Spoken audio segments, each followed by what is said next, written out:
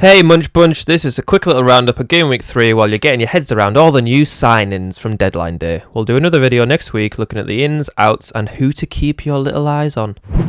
Pretty disappointed with our picks, our ones to watch last week. They didn't really do anything. Barkley was unlucky, he was threatening, he missed a 1-on-1 and then he got a yellow card, and that's why the little dweeb didn't get the England squad, because he's let Everton down and he's made us look like fools. I would keep him in your teams if you've got him, because he's got some really nice fixtures coming up. Tadic got 3 points, benefiting from a clean sheet for the Southees. He could have scored a long-range effort against Sunderland, who ended up stealing a point like the pesky little black cats they are. Snodgrass only got 1 point against Man United. He went off injured in the 47th minute. But he almost downed the Devils with a free kick and a header, so was an unlucky little tiger. Batshuayi got 1 point, he only played 11 minutes, and the game was long tied up by that point. But we said there's a risk with him coming off the bench, so that's the gamble you got to take if you've got him in your team. We've been doing this game long enough, haven't we, James, that we know sometimes this is just how it goes. Luck of the draw, isn't it, mate? 3 out of 4 of them players could have easily scored, and probably should have. So anyway, James, I bet I can hazard a guess at who caught your eye last weekend. Yeah, you're probably right, mate. Raheem Sterling. He had an absolute belter of a game. Yeah, I was going to say that, yeah, Sterling. He finally converted that danger into goals for himself.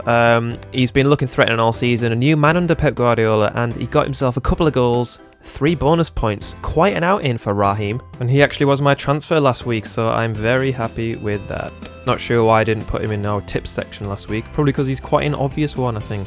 So 8.2 million, he looks like quite a cheap route into points, especially for Man City's attack. He might be finding some of the form that he had for Liverpool that made Man City shell out the big bucks for him. And it looks like Sterling might be on the rise for the first time since Brexit. Ha ha ha! So Will, I bet I can Sanchez a guess who caught your eye this week. Yeah, you're right, Eden Hazard. He got a massive 11-point haul after playing 80 minutes. He got a goal, clean sheet, 3 bonus points, and it's his 3rd week in a row of bringing home the points. Looks like the little Belgian boy might be back to some of his best form. Have you found confidence in him after another goal and 3 bonus points? Yeah, I'm actually trying to find a way to slip him in my midfield at the moment. He's had a really good start to the season. His price has risen by 0.2. It's probably a good time to get him. I think at the moment he's definitely my vote for the best way into Chelsea's attack. He's looking like the most consistent, and he's a good little boy, isn't he? I don't know. Probably.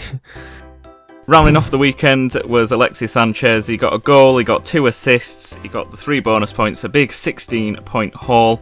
He looks like he's back in business. The return for the big budget midfielders, they're the ones bringing home the points at the moment, aren't they? Yeah, these don't necessarily look like good tips, but this season it seems to be, at the moment at least, about the bigger name midfielders. Hazard, Sterling, Sanchez. Last season seems to be more about the differential mid to lower price midfielders, Mahrez, etc. So it does seem like you're getting what you pay for at the moment, with the pricier players being the pick of the bunch. I would recommend looking at the Arsenal players in the coming weeks, especially Sanchez. Ozil picked up a couple of assists, he got some good points. Cazorla's on set pieces and pens, but Arsenal do have a nice little run in, and they seem to have picked up a bit of form at the right time. And those of you shipping Aguero out with his ban and injury that he's got at the moment, might be worth looking at investing in your midfield for a little bit. What do you think about that, William?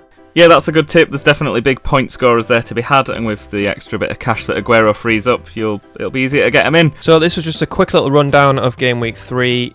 We're recording this on transfer deadline day, so a lot of changes will happen. So we're going to make another video next week, looking at those changes, who's in, who's out, and who to keep your eye on. Okay? Is that alright? We just want to say thanks for the positive response to the first episode. We had 100% positive comments, not 1 negative comment, so thanks for that, people. Keep them coming in, and we'll keep making the videos.